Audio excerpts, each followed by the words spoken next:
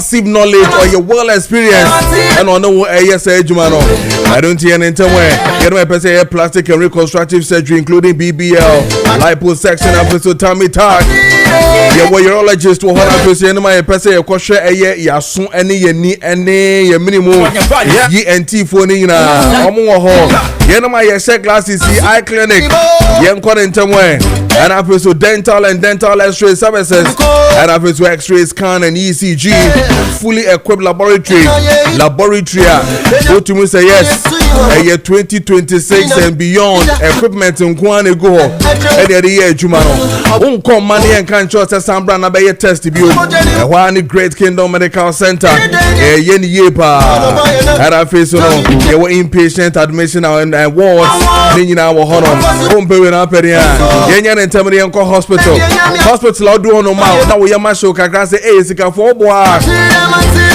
yen mo so ye na mo kwan ho ne ordinary Ghanaians no sefata says ye nya de pa and it's a Great Kingdom Medical Center aya hospital na ma no won say when you aya na fo say ye no na say bio kwahwata fo no aya na say ko hospital ensem fata hospital say bio endi mo fin kakra wo ho ne ye na say fata ye da bi Great Kingdom Medical Center say men kan cha say wo so fata and it's an entema na bra ho omo we kropon mo ben aya Kingdom Estate no e hono mo wo and it's an entema yen fro people no yen ko hospital heya nya twa madina no na wo do kropon ankasa so wan kasa wo pomudin hia wo dia wonwene kwan no so yen entam na wo ko then from 059 372 2619 059 372 2619 and after say 0530 84 8502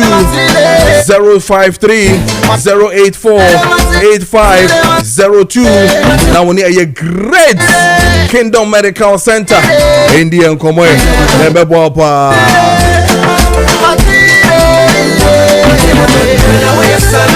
here say watare pam de be am tufo when you be yourself fata pan so be pam watare mawa dan na wo be say wo sha atare no na woni megu ase na wan kasa fe na watena se na wo de ye empane ne na me ye ntare ni dabi o patare papa pa she o pese pam ni ye na se fata o ye pan de a ene oni che pam ndi nkomo e san se che pam nko no tumi pam ntare mawa o tumi say yes fans no na obeje wona ma asa atare no she wie kwa wo pese obeyi because atare ne fatal as you shape na ba so ye kese so ye tintin so ye tietia so ye slim ni na che pam so men kan cho so betimi apam ni na ma it is your office where was sorentare so wo ko ye party wo wedding bi ye ana so se bi wo pese ko adore na se eye wontare ni na me pa cho wa wo re che pam ndi nsa wo so no betimi ba office betimi ba ofie no aba ba ji ama o exclusive man onu kwa no tumi ba ofie be susu ye bibia na osan pam wi a wasan e de abrew na dey che pam woni ni nkomo wa wo shi market hono na ne shop na ankasa wo hono kwhwe ntare ya pam egu hono tumi say yes a branch any boy adwuma the numbers in here 020 683 7738 020 683 7738 now no ND and come on odi mi body na ye ita enya me do na odi tu you odo be ni na mi wu bita mama kan cho se sika sam de Jack sika de o kan sika sam wa na wa ye careful sika de man ko o di sika ho komo na so wan kan ye wan ha ye de sika e di wachi mama de me de wo be di eye sika ho komo a wo de eye seriye ene anije ene be tu eye na mo akobe bi esese wo ko amen kan for ye Bayport ma e san said eye Bayport Financial Services omo fixed deposit no mu guso ankasa ATN entewe na no mo godin komo e san said fixed deposit na ye be so de fesika no kwato na yi wani oh ha ni abo kinkrin Yes, in for so that sika no so bubruja wana sana wo sresre e sana say koye ma ATN and town now ni Bayport and koye fixed deposit ni be 5,000 and beyond won saka say sika we ya now they come Bayport the Bayport patcho fato ma mo dem sika ne wo ma me so mi bia no waje de da so no now so they show how far sa ni ye no e be ma sika na ye adwuma ma ATN and town now ni Bayport en kodi nkomo ye wo boso me miensan de ho boso mi nsia na fe so afe ba ko de wo ho your person we bia and yes we cry 10,000 5,000 20,000 30,000 40,000 50,000 sa we cry 200,000 crown patch for ni na bra ye de be fixed deposit na ma na face so home fast one where dia why enjoy home be we na pere Freya ora Bonnie ono ena eda eye Bayport na no Mr. Emmanuel Bonnie Abrantie papa one ni come on that was 0245 153283 0245 153283 and after say 026 300 7922 026 300 7922 now near your Bayport Financial Services for ND and Komai. Coming like with Baby, I bet me akuya ma.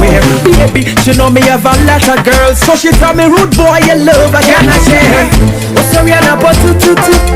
She give me breakfast in bed. And it is 7:48 in the studios of Kessben 92.9 FM and I feel so Kessben TV. So me was say so do video na to Kessben TV. O share me wo hono ba jo me ye video no and fi hono be say say wa de pa emma e wo eye ene Kessben match so also and ultimately e wo 92.9 FM Kessben 92.9 FM Kessben Accra e also ultimately e wo frequency down so me da was say e ma wache e be bia wo bia so take care mu announce say bio wo ko wani midani na say obetumi ajoin ye me enko na fe yemfa ye health tidbit no na fe yemfa ntoaso emma na ye health tidbit is brought to you by C4C Liver Specialist Hospital omo ene no mabedin komo na fe ahwe ya pomuden ehun komo nyina no ye ne eye Dr. Esiama yanka say Dr. Kessben 92.9 FM Accra ye doctor no na fe so no eye TV ye doctor no ye ne no ni komo na fe ye ntoa eye jibedie no so na ye hede ekọ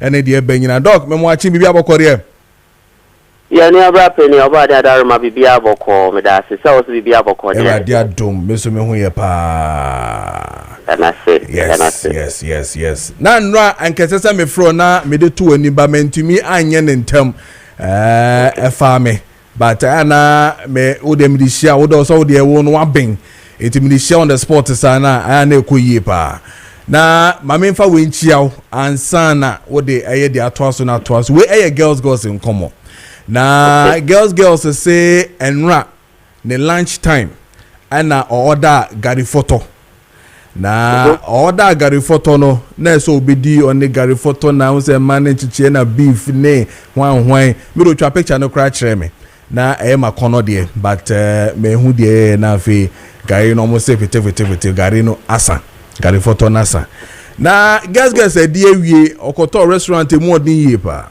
na wadie we na fe o say ase ne bo so hyehyɛ no ase onye cool bi sa no ntino anka be anka mema no kopɛ liver salt bi na anka onom na on fan check ne how far and I'm so okay any problem but me liver salt no Dr. Esiama enti ene don tie me na ye hu se gari die emu photo ni emu and I'm so odino when din ewiasa it meaning say ebia obia wo issues when it comes to gari and then how obenya heart burns in na dia I don't know but osemi fantu wenim do di no yo rafa me da say anope so ye betia obia na titu ye girls ye chia omo anope with this brilliant question omo dia ba na no kwani immediately obo liver salt na then it tells us that there is a case of indigestion.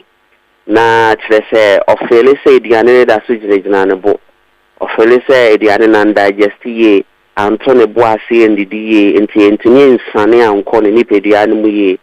Eno nti ope bibia ebe speedy up the metabolism and breaking down of the food. But that is also a temporal thing. The ability rather no crown it ma unya gas, unya bloatedness, inflammatory mijina or your phone. When he said, Yeni aba bekano cry, but was apart from the phone and an bush no na acquire and your phone muso inflammation mukakra. Na empo for simple necessary inflammatory me babontia, but once a for samba. It means there is an indigestion. And a queen one here, Obon say or Belpia na and can be the eba. And also betting a man a boashono, ni minimum ashishono. Empo could do a wa a ma omo afuno. Chin one any check one ekikaomo, which is also a science I do or cry or tenacia now or die idiane need to meet tramono a buffano so to send a bunny numbacono a funny winimuna. So it's an indigestion that is going on, and probably it's because it be any about one ton of when the DA and also it's with the intentem so. Na so did we na sorry so any activity into a ma idiane ama and digestive, and that can also be one of the major causes. Of course, it will be more odi gari or anything that is hot mixed with oil anyway. Otiminya heartburns, no titru, any animal stomach ulcer no. So odisa and yanena etini trigger ne ulcer symptoms no emaneba. Emma onya pains when the chest when the foam of quality a far and quite name crown a boot me be our hosa. So it can be that on your indigestion. It can also be that our history be a aqua trigger one or two things. But basically, so we advise that you take in water. Ufa ensure education the baby because hydrochloric acid now your phone will be diluted. So hydrochloric acid now your phone to dilute it you will need almost like gallons of water to dilute it into a sachet half be now benum I prepare with your phone for Diana now be no and a bed dilute hydrochloric acid into my own digestive Diana. Semester say the DBR at least young fans you kakana MBA intestines and your phone me and prepare was me and sunny Diana and some of these things will calm down. Okay. Dog, yeah, that's it. Me, yeah, do can you know my church ni na mekani na channel.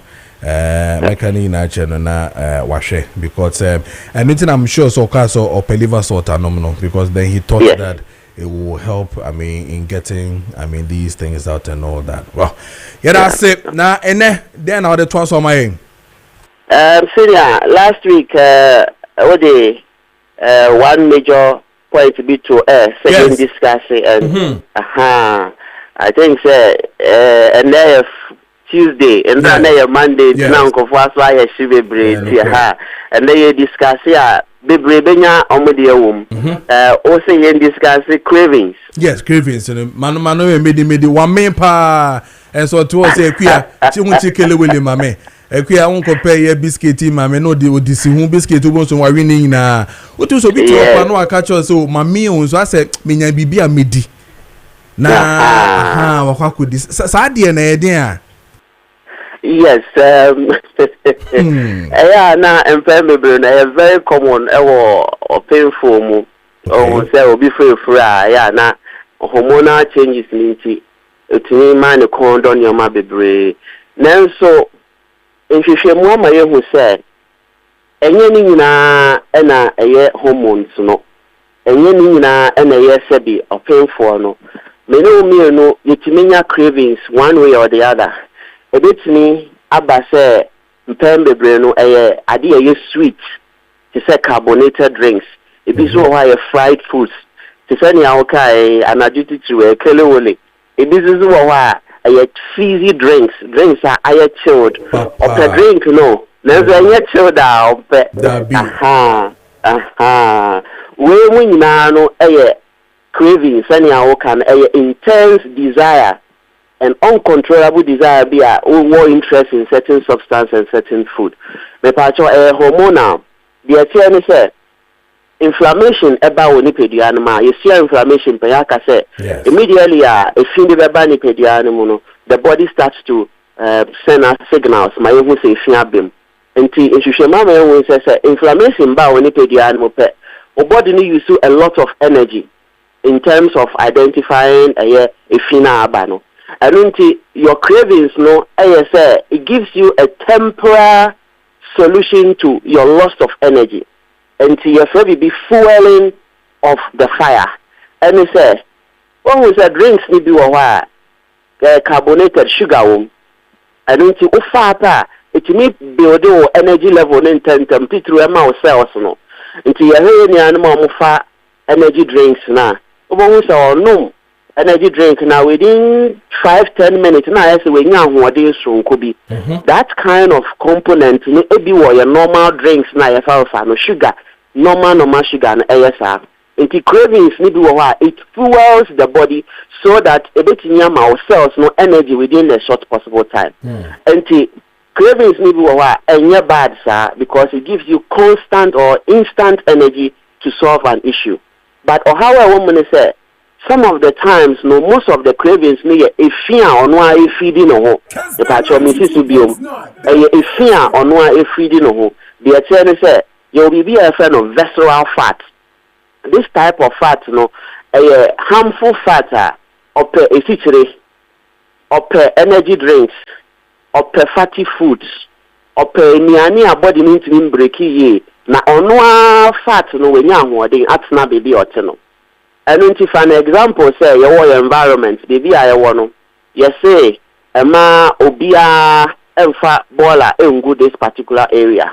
Then so your one man be or no area on baller no di go or to me every fine baller na you be before. Emma cloning na enya so far so. Enti obo say o ka se man emfa baller ni nkogu ebe ha no. Because or no ultimately be free ho.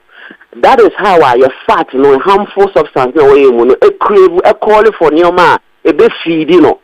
Now what now ni pediano asay ni pediano more. And until maybe a can say discipline will take you to places motivation can never take you. And it is all your discipline our cravings ho. Sometimes it is just something over Nigeria dano. No sorry, no could be a fridge, no compare drink anom.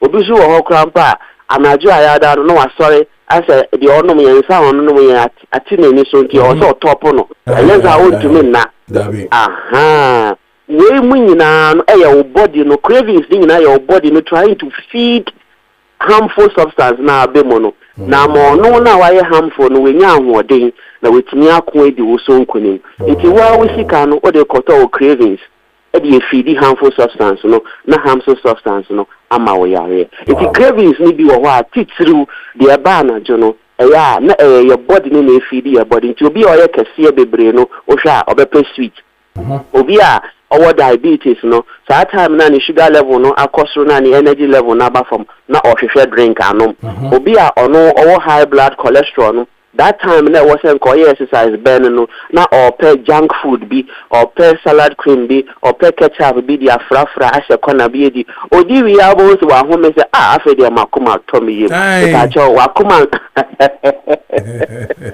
but wa kuma ndo yim ya wo ya ne say you are postponing your dangers na ya no ma ye di fufuo se den ya esese ye di mo Yano say the we are say I we den menum kokwa guso ansamada.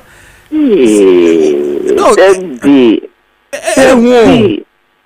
that dog they be saying me di fufu we me say na me di mo sanka Sunday yapon sorry me di fufu be 435 and tanko 670 as say the moon si so a day. Oh, dog. Who's there? Your hormone, dear. You're from the leptin hormone. Okay. That hormone way, why am I to me feel say ya main? It's a fullness hormone. Hormone I my main. Oh, and I the ghrelin hormone, a hunger hormone. And when I come there, a baby bring my come there. Now so see the crap. I was a balance by your hunger hormone and your fullness hormone. But cravings become hope na a distort your fullness hormone na afeno ama your ghrelin hormone na koso na your hunger na koso. If you also be all craving no on menda adi a o crave for no and mean that odi chocolate no one when we see out to abon sa asan ba na num biom Sareminya biscuit beer, Kamasa ideal. You are feeding the body. Yeni animumba the pacho. Who are wonya problem with menstrual flow. And pembe breno ne free feature woody. And pembe breno now wa build the insulin resistant, but body nim fan da we di ma unwe. Iti ama o estrogen no hormones abebwa ne produce kosiama a year ni say anase menstrual cycle na aye continuous no asesa. And no how ne say insulin ne bedos one o body na build the resistance no na insulin no so the kuzu e kosoro na ma wo crave for ne ma e be say feed the insulin no it na wo di sweet na wo nom drinks pacho mesel ye share no so dog ate ye hian into the phone numbers ni to dwama na ye mra na ye mekum ye cravings no why yes, the pacho baby I will be no fanambe na Brasi for liver specialist hospital. Dominantly your Cape Coast Green Hill opposite Addison Square Garden. I'm gonna order base branch Kessia Pan or Kumase.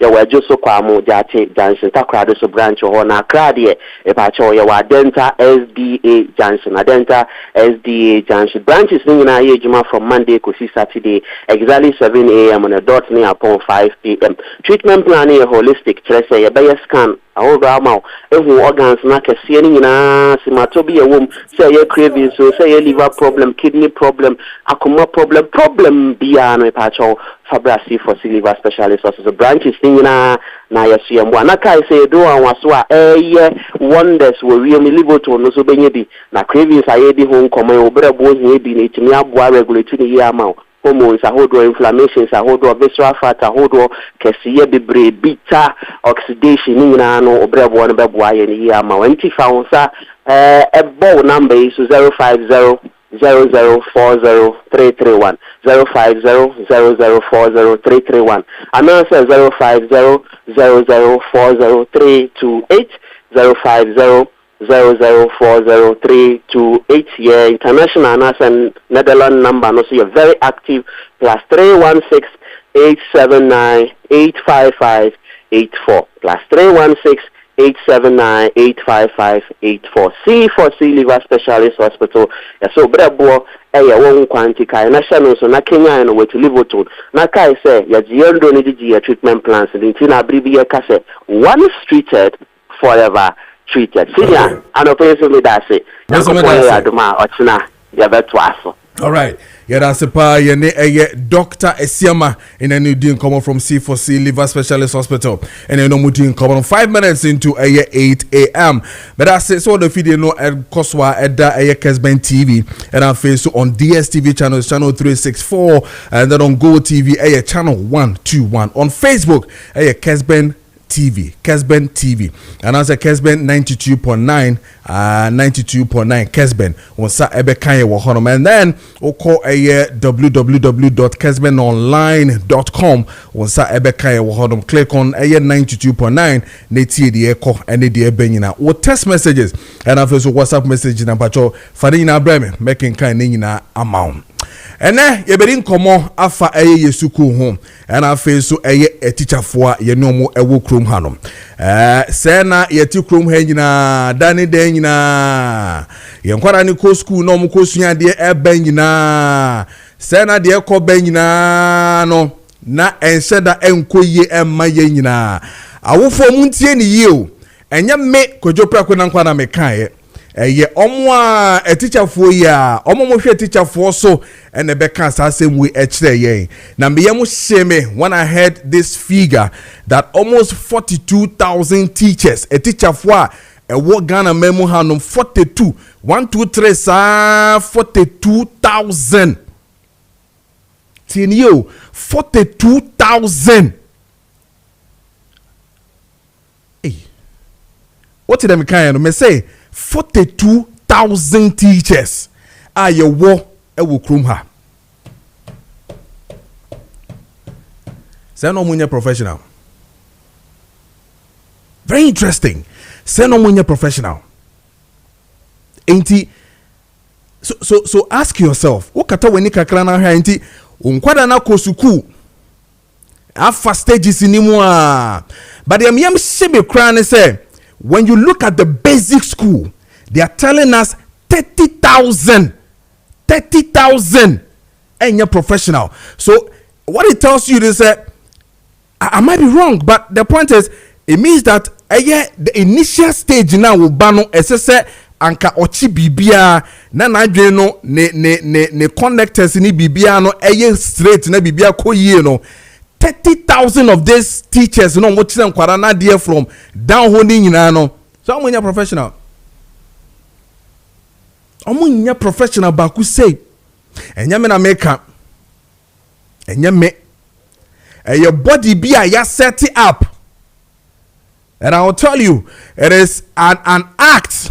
Ya set it to say yemra and ya this set here Act 2020 make Act 1023 and ya de National Teaching Council NTC and omuka sa same way akire yen.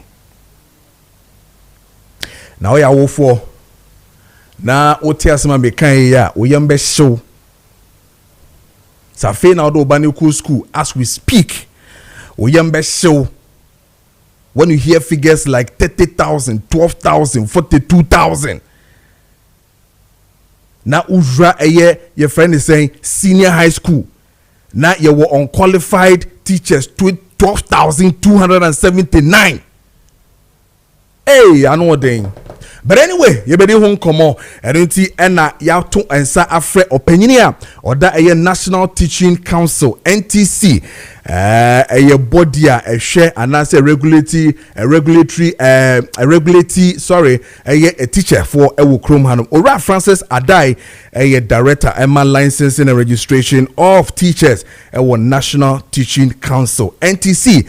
Wabetina say yeba be din komo on chechire mu yie na awofo eso entiasie ye whether baby amemede fa no ayehu anaso se enyehu saa na emomu no yebepe kwan bi ebesiesie a ne nyina ba be di ho enkomo ene anopa nti for questions na bra na face no do pese obi sa eye ora dai bia no we teacher new kra na be patcho for issues nyama because today I have a lot of questions to ask eye ora dai on the same matters. Ewutu so de no me twen na owaha enunti eno waha a oba be chirichiri ejina mu de ehu de ekọ. Well Francis bia boko de. Nimi adu bibia boko. Bibia fine. Nimi adu bibia boko. But me am sheme. If I hear figures of this nature, mamintia say mamimbo say yen kwada no on medication, is it at risk? You be da sepa bi no bema. Yes sir. Say adopay mabahana and maybe why be chichi ma bia tiasi. So the okay no. We are the director in charge of licensing and registration of teachers at National Teaching Council. Now you who say yen NTC no. Mrama ya kwan say yen set standards. Okay. Emma teachers. Into your national teacher standards. Yeah, teacher for nyina hweso. Omade chirim. Womo ene ma yebie momu suban say teacher for no ededi. Eno momu na ebema yenso yehu se ampa. Ye share dia to hon mo no. Teacher for no edi so. Into your compliance department. Yeah, ewo NTC. Shall see a year teacher for in our license since May 2021. It's say it can be say a profession no goes through licensing regime into a lawyer for our license, surveyors our license, doctors our license, pharmacists our license obi or professional bia our license inti Minister of Education will say additional for student license but your friend will say profession inti act ya can kai eba say NTC yema teacher for in our license obi qualified yema license one child here omom qualified so no je share wo dem fa so mba qualified na ke so mo so what ma child here yen ka say you obi edi I'm for you so enkase konya de ba menkase migrant interview no media stations be attrest asem no okay de menkan yen no eno na omo eka okay ntimpese de aka no mo fanto pepepe enna mo nka ho asem mo mfa bi nko bata ho Inti no say media search bi so ya deadline say December biano wa we unqualified teacher bia OGS biano ada so be free but yenyina baby anti sin kan baby asa Okay. Inti no omomo ntungu enya no kore. Okay. Na nsha wo ho aye nie compliance department no ye ko hwe ku school nyina mu senior high schools, basic schools, and private schools. And you say, a teacher for the whole senior high schools, no, said the number now kind, 12,279. Omunti mean license regime has here 2021. No, a woo license no woo fear me and 2024 the license in the woo year. Yes, I has here. 2025 year aka na awie aka yi sin regime na awie license no ye hu still no independent bi wo ho a omo de essence woni teacher certificate ntino license wonti menya bi enso wo kira de ntino yenso e de atu hu se be boa wo mu na omo ba ye qualified teachers se be ye bitua mo license no mo kira de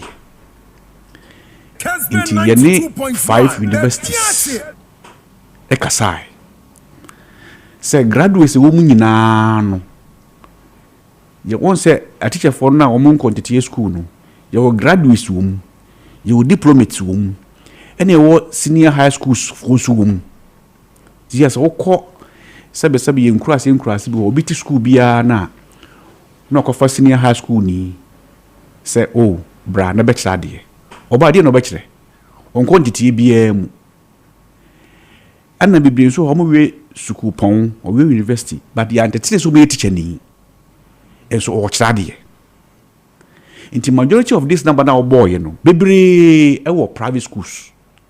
Wow. Bibiri si e hwehwem pa private schools no in kakrebi na tumi afa teacher for mo ye qualified.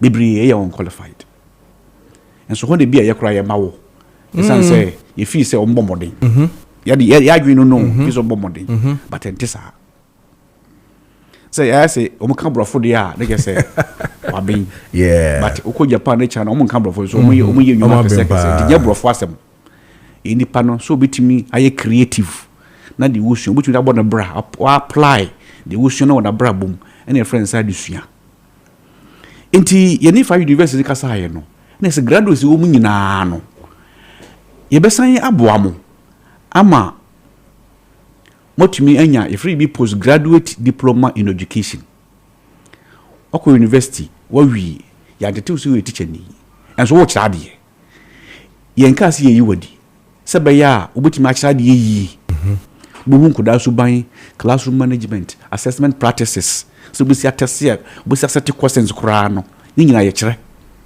so busi question ye kire sadi ti onyina se do fam na wo so onyina classroom kira de a wode kire no adimu inti ye ni University of Cape Coast, University of Winneba, University College of Education Winneba, ye ni Amstead, se say Usted, ye ni UDS, ana Kali University, ye wo Sunyane. Yeah.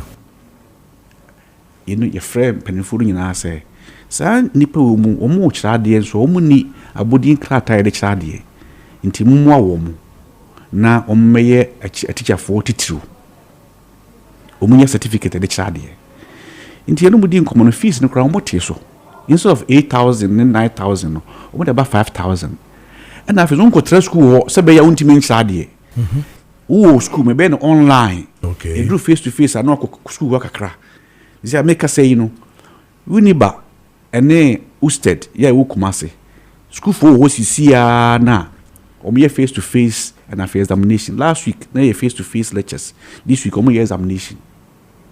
Wow. Enti ye de lectures ye true krata e mo bia message say nipa na omo senior high schools no money qualification to teach no de be ya abo omo ni enti obia emra fees no aba form instead of 1 year no so no time no ya teso man aba between 18 and 20 weeks 80% online and then 20% face to face. Content need the same. So uko UDS, uko Unibo, uko Kipkusu. At the corner, the Munina actually. Munina we pepe. Yewe no. Enipa 1,421 na make a say. Omo apply ya. Bibri apply, but ibu ono wanya nentem. Ibu also non qualify. Ibu a diploma for graduate. Intino. Nipa 1,421 is siano. Omo wo school no mo a. Omo menya boarding krata de chade. Omo maka no out of 12,000 omo nyina obi amba. Omo amba.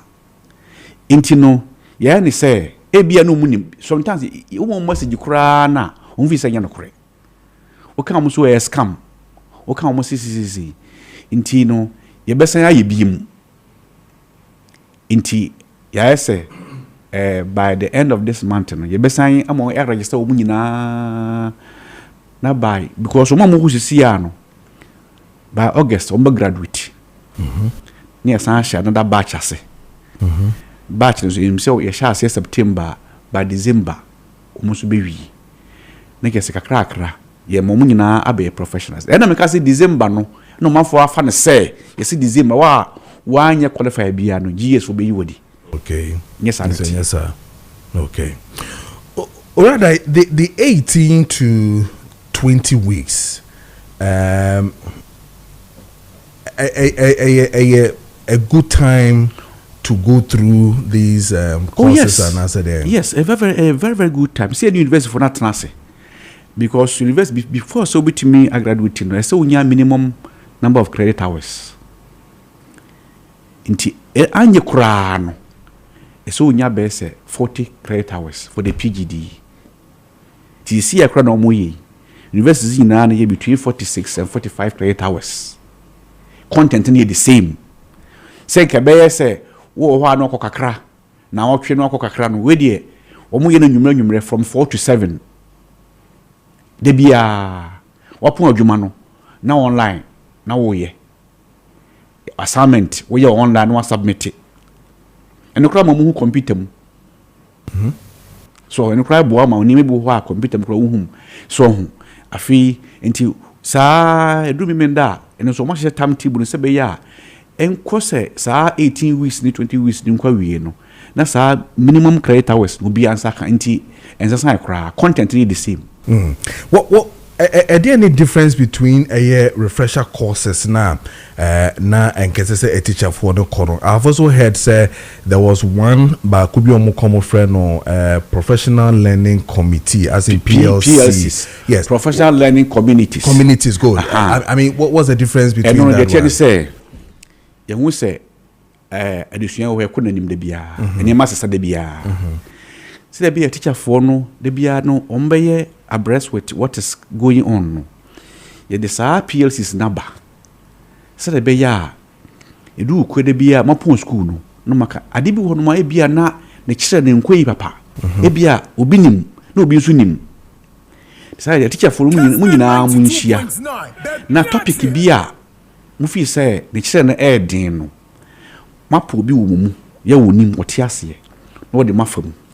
Si bia wade we bia fractions and answer science bi e bia de we ne kire na de kakra e bia gese we ni si met ya ke se kwen kakra fa so ye kira de no ene de ye no school bia mu what does so ye professional teacher so ye professional teacher ene de so we ye se be ya we sharp our classroom se so mu na se teacher ni bia school wo sa ni medie na ye wo district education for no ho siso for ho district management master trainers wo ho no enti omo so be pe obi a wo sa ade no hu nim de no aba no ba kire mo no obi ate ene me ko gina ho no mo a no hu sa ade mo nim de na me de ko kire nkora na de enti de eye ye friend no PLCs ye friend no professional development communities learning communities. Yes, very your friends say CPDs. Okay.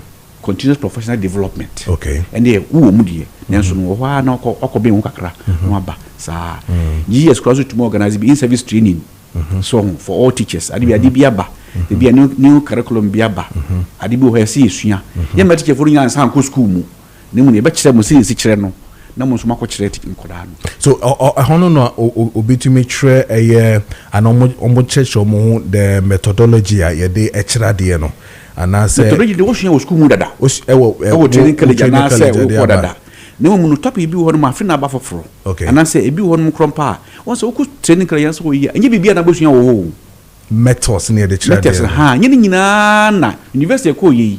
Nyina na botima sua ni nyina. Oba, wo hwe book no mu a, ene mebi ho ayi so enso na bi kura pa wonim hu nim de. Nti eno nso beka sa wo nkyere. Nti na se wo ma obi a wonim saa de no ekyerew. So me ko school akokere training college. That dey training college. The sa ko cha de ho mfi du mi no. Adibo ho no mu a, minimu a science department no.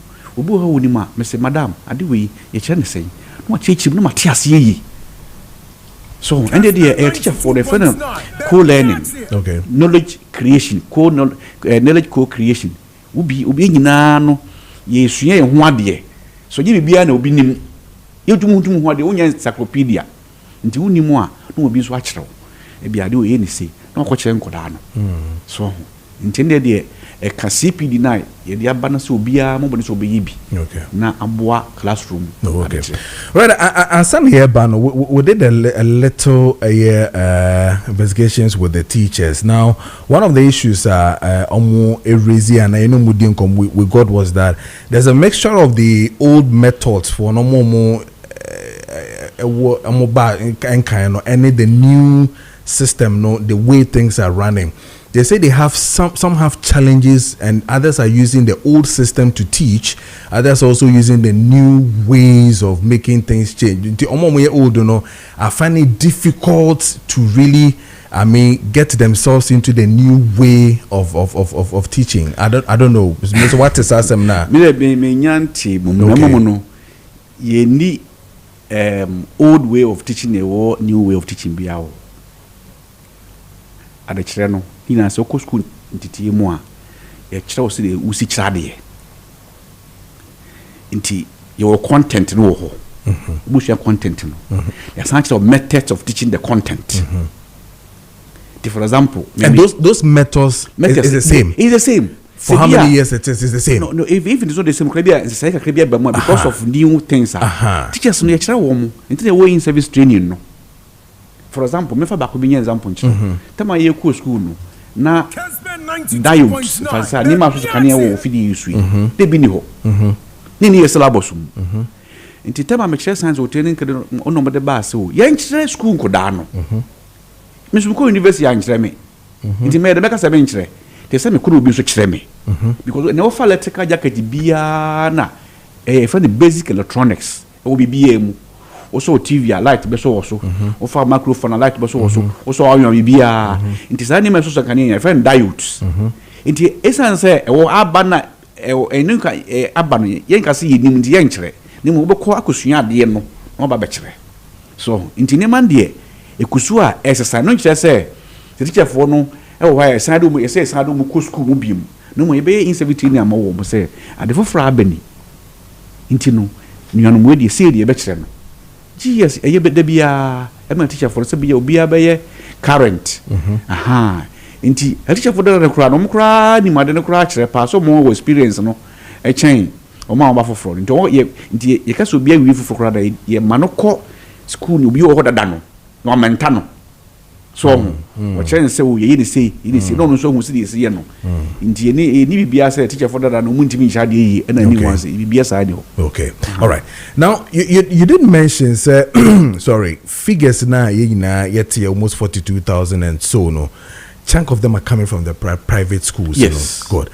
Now, what will make a NTC not to sanction schools are omofa ankrofo omunye professional teachers yet they beef up to go do these teaching to Nkwalano? Are they not hurting the system? Okay, they tell say on NTC ye ba ya nche ni maybe ho no mo a iguso a ye implementing kakran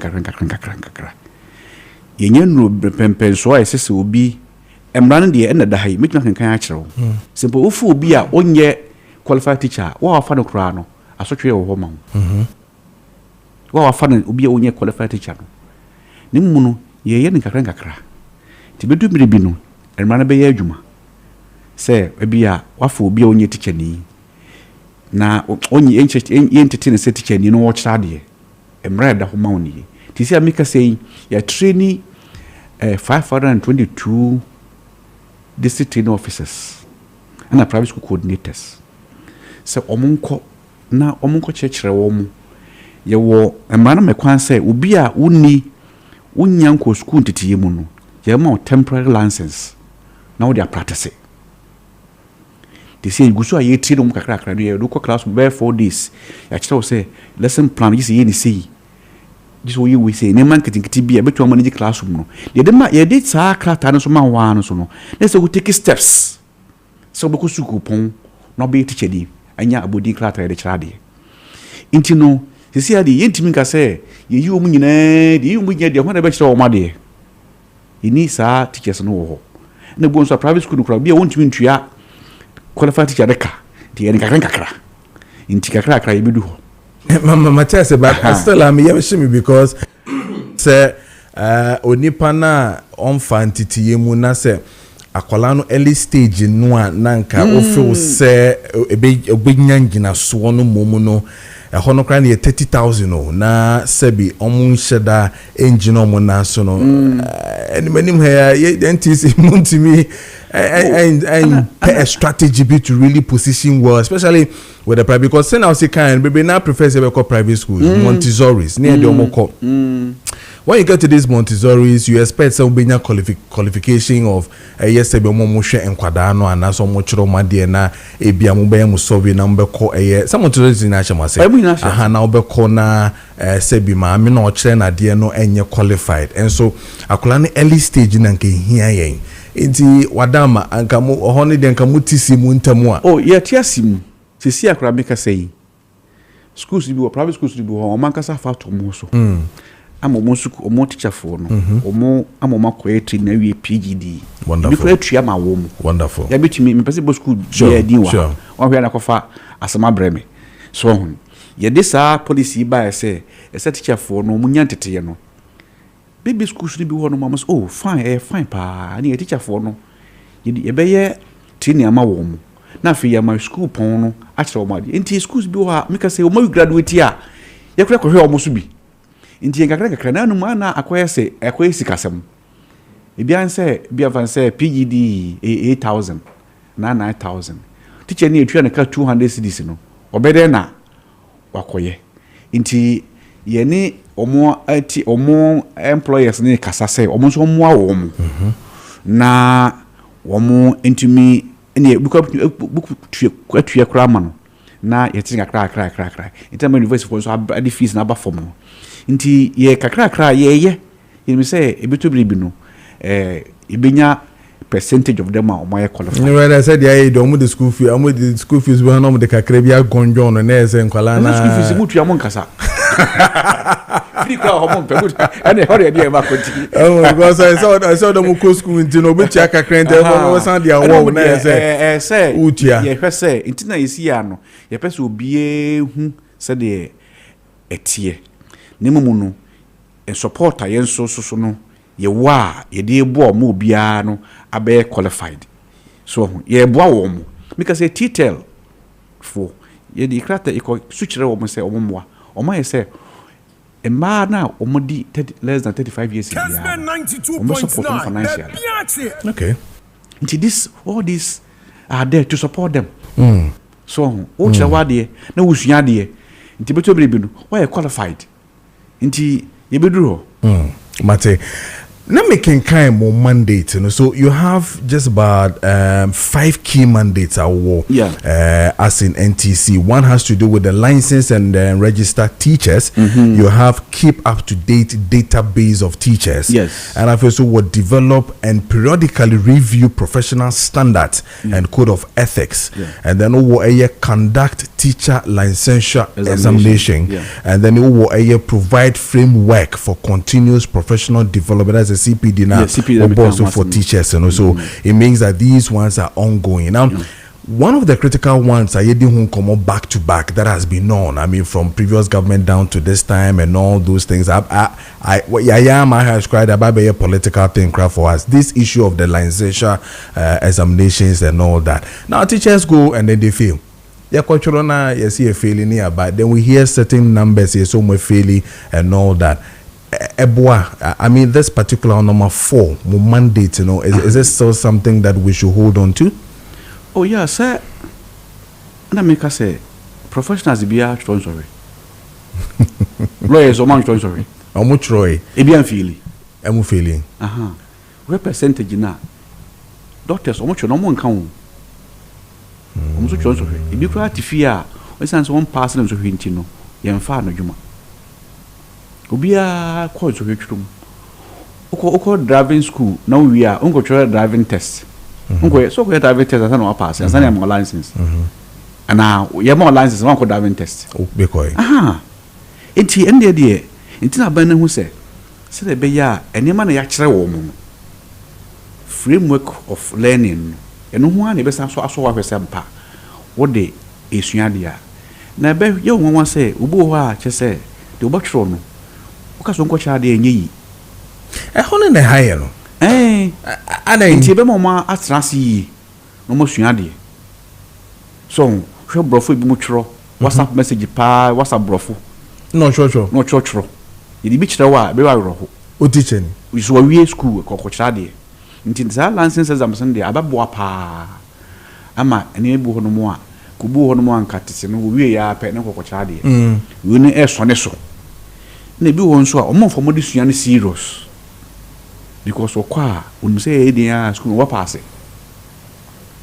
until obenya first class ho but one we license no ba be failing one fa dey be serious medicine is sir. I mean, interestingly, what fa mu na wa ba be do na o say the same thing as Sebio wo fa mu wo ho no na e bia ya running the app kakra se be chro ho so hwe na nipa ko na se feel enye ne dine na moye no wa ha na ma no e ba ne sa na bibi kwase be che osisi ya na wo se nye den kra na nye den na fe WhatsApp English here say tio first party ku school no nature letter yeboa you was stamp yes your toy envelope what then you ne obibi ho de ekwa buchire de ho ene de wo Ghana so de ho envelope you separate a blue one in so ho ene the person do send the letters adding letter the brightness of this day has given you the opportunity now you say now what should I come on girlfriend wa here bro fuck so until any many be one more JJ mu ama enkoda letter chorokra no omonchro yeah so omonchro in Jesus one choro tentije okona se so yeso onchro letter kra na ayediam na letter de choro say e choro say so inti yen me say we na ma institutions so moni aba omo say ese ne bi ho no mo a omo timu yi na enkoda no edomu fam so you see a school for so amondo so nta ocho okaso moncho ese ba ko a hwe di parodo ba Maakye yeah inti no so ye ade a inti no ama ebia ese tinyama objective test aba we see aba the first need e truck tata and application opa ha se bi kwa say in application that time na so for modjuma bo mu brofo amon for betraba so inti no ne bo ase e hwe ni yi ne ye disu ne pagem na ima discipline so no eba na etimi boa ye nyina nti enso hwe ne de ababeboa pa ma ne boa ya so no so bi kwa 10 times but maybe or 10 times still or chira de like or pass and they won't study that's otifie nti bi ma wi college university a or so hwe no it's because here years say obe e be for adwuma I just got the license account already who so nti see na e be ma teachers na yenyum na nsen no we say we quality a change it is ano a motumi survey and Maakye and know the number of teachers you have no omotifie sisia because of the exams and the licensing in no ha no be oh see there me can number no off head so mo motifi aha nemu mu no afi bia tro so hwe na mo pass the be 70%. Okay. Yes, I receipt ama wom. Receipt in there which me tro no do bia as at na ye limit bia. Okay. So aha inti no mitimi mbo bitrim enka na bia o motifi. Ha nemu o motifi o mo heda no so bebre se o tro wi fa na se wa tro wa pass and one no na afi bi wo ho be san baba ka ba tro maybe 2 years time 3 years time be san be tro bi one and one no tro ba papa on tro bi de han so boye ye be ma license no no ko CPD dey so here points now they are renew yeah 20 points in a year the PLCs na ba ko no in service to that call what this it no mo de ye be mount to a platform no so you have to kwa e bia wo points e se unya okay in the year no e se unya minimum of 20 points. Okay. Then no am license and renew license na ma. Okay. License renew yearly. Okay. So and the one sound choice so bia bi. Okay. All right. My main can messages we because all messages were hapa. As we are my answer rather wa call say good morning boss, respectfully ask him as to whether there are logistics to implement the new curriculum. How on earth do you implement a curriculum which teachers are now learning on the content matter? He himself is not abreast with the system. Trust me. Ugusuchro rather were issues, but that is one. I will be to me here no mommy. Then I have another one here. Or say, please, I am in service whose license number has not been renewed. What should I do? As in or your in service teacher. On your days is here because now the license has not been renewed. On your day. Okay. They didn't kind of say logistics the child there and the enye mandate. Enye NTC for mandate. You they will regulate the teaching profession. No, Mr. Day. Enye mandate. Curriculum me anyhow. Now, watch the new one ya be ya teachers no any. Now regulate teacher for your money curriculum me. Rather be more. Because the curriculum ni ho me need this because GS I say the bia no nti e wona ka wo ho no. O sa fe no musua. I say new curriculum ba. Ye a teacher for no quantity say ya bohu di aba no. So, ana nya dakope. Ara curriculum na doso.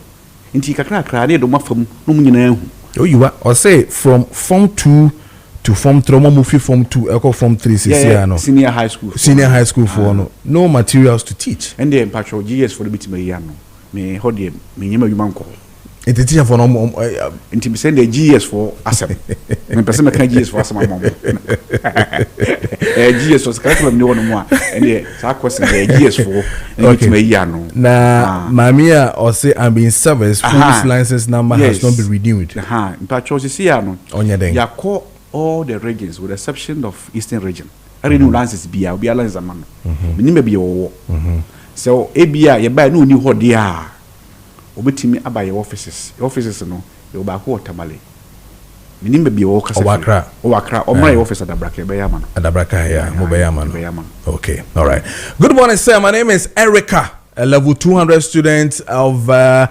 mastered now was it Usted, right? Usted, yes. Yeah, Usted. I would like to ask, what about new academic calendar? I heard that we will be vacating in August, which will mark the end of my level 200 second semester, and then start a new semester in September. How true is this, please? But academic calendar, mudi no kan ho asem. Wabo school ni dey or say Usted say university. University for calendar dey nye na ye hweso. Okay. University be on the calendar. Okay. So make say bi mu e wo fi e bi nso wo school mu. Then the university for na o mo regulate on calendar ye nye na ye hwe on calendar so. Okay, good morning please. I would like to ask what delays teachers promotion? Some teachers have taught for more than 4 years, but they are still on their lower rank. Abdul from Central Region. Because they busa no and some can nye bi hu no busa manka promotion ho asem promotion and the GS for asade na manya ntin say promotion results no e bia and then as watch na be babontin okay sana nra meti sources bi. Okay. Nti omu nya abotre ba nye ne ye ho adwuma. Okay. In an attempt to give the importance of NTC, they should be very careful not to disgrace the teachers and the teaching colleges. Thank you. This one is from Kumasi. I see enke ingu obi animu ase. You see, all your professional no. Yeah, boy mo be professional. So, yeah, boy mo be professional. What they na di mu. Yeah, ingu obi animu ase say omo nja de yi. Ana say omo ntimi nja de. Ni mo say wa onye professional no. Mpacho ebi okro mpa akọ obi okro a onye non professional but cha de yi pa. Ebi wo no mo a. Oye non professional but wo cha de pa. Nti wonya kakra ka ho a obedi mu. Nti omunyi mo na de ye no omumra no mesua de nka ho na omuntimi enchira de na fe license obi anso nya na license so de embra na kire no and Bako ha, please, good morning. I'm yet to be employed and my license is expired. How will I renew it? Oh, onko office bia be ya man obi wo Kumase ye wo Tamale ye wo Takrade ne wa Accra nti be ben bia no ko ho no mo a Okay. Peter Sambu from Bekwa Asante or say, please, good morning. Can you ask him about license renewal for unemployed graduates? I completed my degree in 2021 and had my license in 2022, but it has been expired in 2025. Even though I'm employed, will I rewrite NTC again if I get employed? This is Peter Sambu, Bekwa Asante. Okay, and the same can say. As I'm saying, the crowd beside. You try to back up once in your lifetime. Okay. Don't sign tribute. Don't tribute. Only say because CPD for renewal. Okay. It's a lance on to CPD. Don't say a old card man card for. Na or practice so you best you find a juma or yako. Intended there. Okay, office be a Benny Biana. Your man new card. Okay. I am Enoch. Please ask him about teachers who have not received their NTC number and their license plastic card. Oh, so onya ya ana meka say wa unya on license number bia no okọ portal no so a TPG portal no so you apply, you upload your certificate. Yenso your office ebehwe ne why bia ne ma on license number no ko office bia be wu bia no within 10 minutes the card number ya da ba che wo kra Okay. Please, I'm in service with renewed license, but please, it's not active. When you check the validity on their site, it is still expired. A very active. I just say Otimenya the CPD points, which is 20. Yes, Unyai. Hey. Until one more the answer CPD na no. Obe kobi. No nyana points na wodi renew because and yes I the INA no oh be just say almost card in the crown they say license drive for license one say be over a crown 5 years yes I spy but one say o kwa the sticker authority yeah but yeah the a QR code the daso it was scanner be show validity of the license into the hands of CPD point automatically. When you see the CPD points 20 na happen automatically now I active. Anti home they say about 10 the CPD no what when you points and the card me renewed. Okay.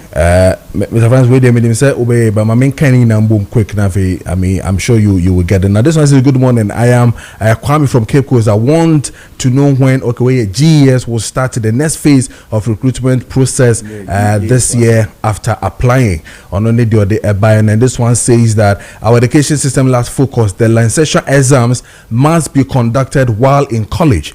Ask him that is he aware that not all the books for the new curriculum are available in all SHAs or also there or they buy and no. Also this one say good morning sir, please I would like to ask about those teachers who were in service before the introduction of the licensure exams. I'm calling from Seshi Buedi. I am Rashid and or they buy. And then this one says, tell him to come again with explanation of the PLC because I'm not convinced.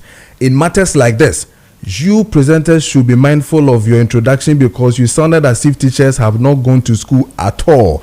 And you may Wow, NTC for the buy now. Me ti here now catch me say 30,000 teachers in your professionals are. And then I person menka offer. The mekana meka into no facha me enya me and me kofa same way buy.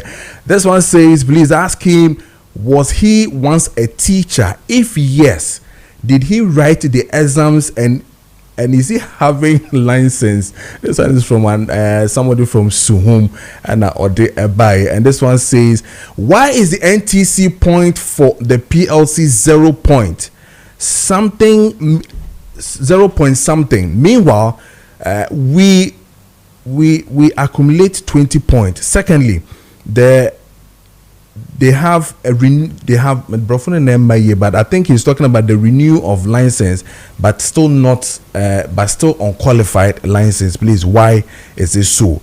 Or they buy and no. And this one says, good morning, please ask him if there is an online renewal of our license. Because it's the doors. But so let's start with this man soon. Say whether you have an online to renew your license. Oh yes, do it you is have there. something online to do that?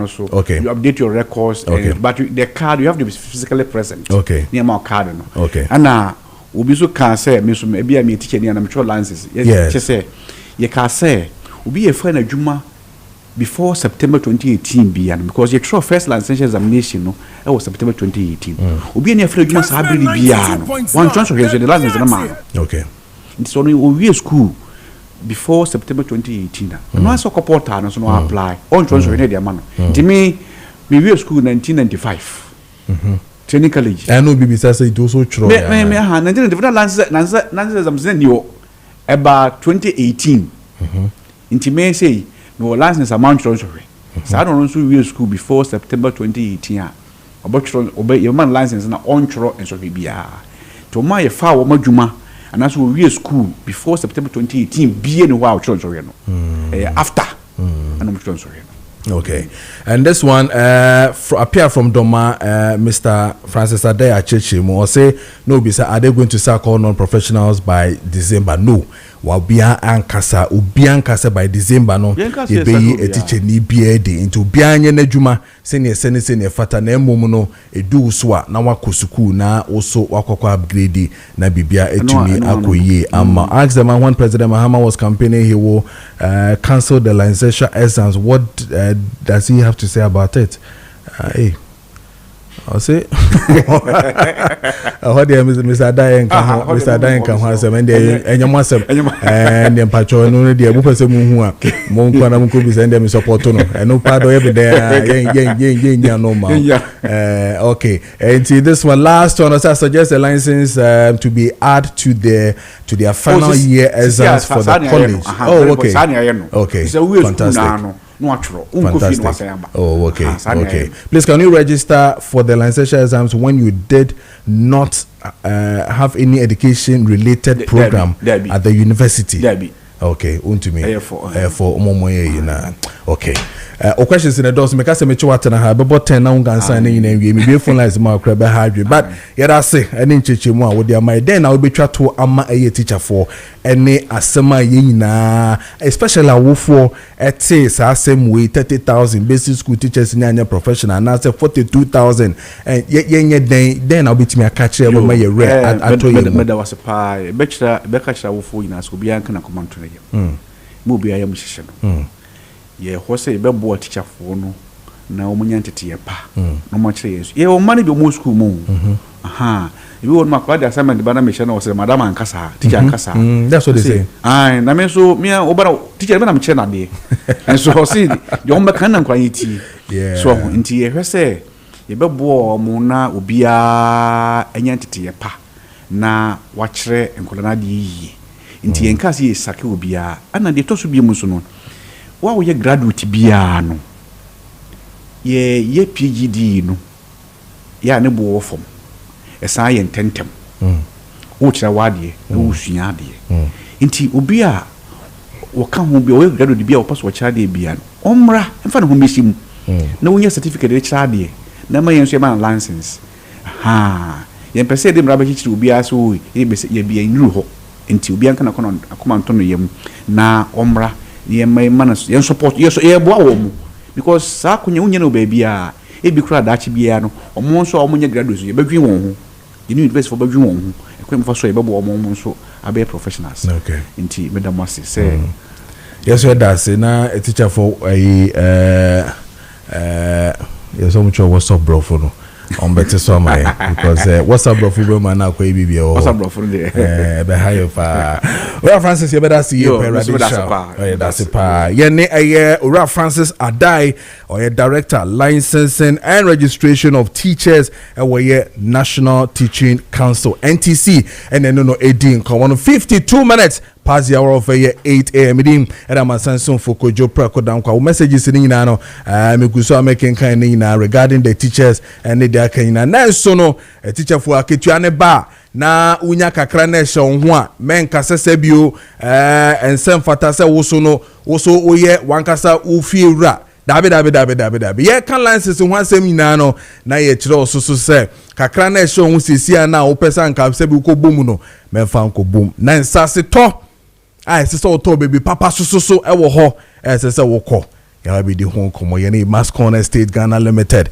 for ba be di nkomo na ya hwede ko ene de be nyina onia bia bako de nyame admoko na anso radio adom kakra na why you teacher need then why you teacher need pen yeah people teacher ye bia enje secondary school neja okwa chechi bia ni adia kakra enti omo method ni na me nyina ya asemo oye on say there was what me prepare nose kakra ni ade be no yawo sounds ya kwaduduma pa what if akosa yes see omo prof no metro omo kosho license exams na ya no mo tro WhatsApp brofo I am pa block no cre en shedan ko yi sa no cre but on say there was offer en hihye no so na utumi enya license and you know the ehu hia o se profession bia wo license so all kana me me trim say it's a profession bia wo license dia say journalism a profession oh yeah into your license when sir eja uko school no a o me say me ko yi Christian Service University of Kumasi okay ye wo de no kwada so into the trace and pass maye BAC ewo ho ehembagi but see I pay professional licenses I would practice and also my BA so yes it's true now already and said be akodi nsamo ni bia na bia say be dia free nsamo no ofo so me fo so pa journalist for license yes also professional license say a doctor for lawyers in a teacher for ye ni na because me no te hey and the social media for my be wo mo say adwuma no it's true obi ama no so atam camera si nani ma no kan de ope wo so a journalist enti ya say adwuma ntime kwa me de so me de sad ne ba many bedwe na me make sure say me kwa gibi okay very important and then me get teacher for na ma omo pensase ato omo pe japade kakra so no omo pe kwa ibi asisu na eja omo so mo da bo omo bra omo be ne den me ma so mo hihye bi mo mo ana ya wan hye papa de ma wonom papa de ma wonom omutio enu nti abusianfo ni kan fa enchia sonko a emoduro emfri Mascon Estate Ghana Limited aso ye na ena no pay ba bibia da wo hwa yen e wo Kessben TV so ene Kessben FM so no yemfa seda sonko ne nchia yi emawo ne ye ne se wia ye sanso ese Nyankopon hira enkwatenten ene sika e de ma wo se Nyankopon ne sa ema office wo ye ne sa de ma wo a said ye kan wo ye chirechire ni a kakra beba obotomo nso minimso obotaye ne se ubenya edan bi ana obenya baabi bia da tia nkoma bi woni wo yire ne wo ma ne wabusuanfo na woni ukunu abusuanfo aka nyina da mbenya baabi a mutiri ebeto enu nti se wo ye teacher ni se wo ye semtroni wo ye banker adwuma bia da wo ye se wo didwa se wo pamade se wo twitrotro ana empono wo de wo ye truck push ampono a ye won sase papa hono a ye hwan buo no so amana ba fam said ye be ya won so ubetumi enya asase ne bie na won so asidan bi wo so na won so no wabusuan fam amre da biara da weinti ana Mascon Estate Ghana Limited ye de nhya so nko a ya to din se Easter bonanza ye de brewo Easter bonanza no we ba kasa na say Easter ye di kra ma na twam na de nada so abo Easter din de atie ne se ye hye said madi ase e o Easter bremu ye hye said madi ase e wo bra na ye di Easter no nanso Easter ni twam no Ghana de hye binum se ye afei ane ahoboa no aso o afei na yenso ya afei abusuanfo binum yanka yenso ya adwen se ye pese ye ba eno ano mo frɛfrɛ no ye ne pani kwantrɛfa wada yadwumakuo yi ano Imascon Estate Ghana Limited ye ne tenase ana ye ne si nkonwa na de yakoba ye nyina no sɛ ye customers a wonom to ye nsase no womo na esrei womo na epachew entina wo sɛ yetumi etie wonom company papa biada wo Ghana hanom a wonom de wo ye biada no wo dwene ne manfo a wonom mo eye adwuma meka wonom mo eye adwuma enye workers anka so mo adwuma nim na mo ne yebeka so mo ye customers wonom wo serve wonom no wonom ana ye priority womo da wakoma so yo mo hia wo papa pansana empo workers nanka so mo office wonom aba enu nteno na wo se yetimi tie ye customers woni a wonom ba beton sase no eno ana owro gati say sa na tie dia ewum say Easter month na twam nanso yento aso na yenye Easter bonanza no na yemfam ye customers sade beya wo be bia dan so se afei ana na hoboa no aso no wo betumi enya asase pani bi ato enu nti ane ensase a enkane ne yebon dawro ye promotion ya na bi 32,000 na ebi 30,000 na nsia dia ye atwam ko ye eno na 28,000 ye shine so amana ba fom ese one plot no wo de anya hwe ye pesa won so ahoboa no esunte no bra na be fa no 20,000 Ghana cedis one plot bra na be fa no 20,000 Ghana cedis mini amamin ka we enye se bia Imascon wo pani no mpeska wo peska pa nenso wo se nyankopon na aka che ne se wonye weyi emfa emma customers said ye beya obia benya mfaso ewo Easter ni die no emu efi se yaje nkwa Yesu ye nyina yenim se wo bewu age ye nkwa wo sorry no de nkwa je kese ana abre ye enti aye mfaso ene ewunyade e de ama obi biada wagini di ewo sa kwan no so enu ntina so fopania ene mpa opani oda Imascon no wono nsoso eye elder ewa asore kase bi mu no se akobas wo so anya mfaso Yesu wo no so ema ene wono nsoso wo konani mu abrabomu a ne ne wo se no customers nso no wo mu nya mfaso ewo ne nsase a wono nso wo ton no hwanu nti ana me se asase a enkani ne bi ye 30,000 ebi ye 32,000 ne bi ye 28,000 wo se for 20,000 ebra ne beje one plot minia wumpe wei mami misaw kaya motrom ana ape wumpe wei na wope baabi abekọ aye bebu afa so baabi abeje waboden na ebewi asase nso a enye papa na na ebewi ase yebekun langard for baba tiegu so ni atete waje usika fi unsema no na wope se no na wope dia ene yekoi na emum sa wope asase a mansotwini so asase a eho da kwan mekasa ho da kwan a wo ha biada eni ho asase a ya register ewo lands commission dimu asase a ya sanso agi title edi atoso ni enkrata asam eye genuine se no na opedi a eni etutu anamon nebra Imascon Estate Ghana Limited ya so ye na woni ye medi nkomo nensase a ya teso fofole wonso wonsa entumi nkabi tie ni ye nsase no ni nyina edida yie eni dansuom eni da techem engu bi pa yase enwu amenamenem ana engu bi pa tifi no wakase nsuo to a ebeyira fami ana de atete bebe mfie ana ebi amfama fa ebebu mi dana egu apame da so da bi wodi ensam o mi kan so aseme boa kontrofise ni suman eni nani ana otrofons wo seme dance ni ewa brochire ye de dance ni abrochire ewa Ghana heya bra Kessben TV so ne be hansase no aye kan asem hwe ebra ye de amanfo ko ye VIP nipa ma kasa kese ne nketwa hwe nsase na ohu hwe sade hositie eda so te se park so eye flat ye ne nsase no mepomipo ni ho dabi ena asase hu ni fita asa no eye anwea puduo ne wo so sa anwea we ne yese woto asase na no so no ye de eche odwine fa wuntu akapre ana dama ewo ho entime se wo de behwe Kessben TV behwe ya asase no hwe nipa dodo obudi yachi ye omokoto ye nsase ne bi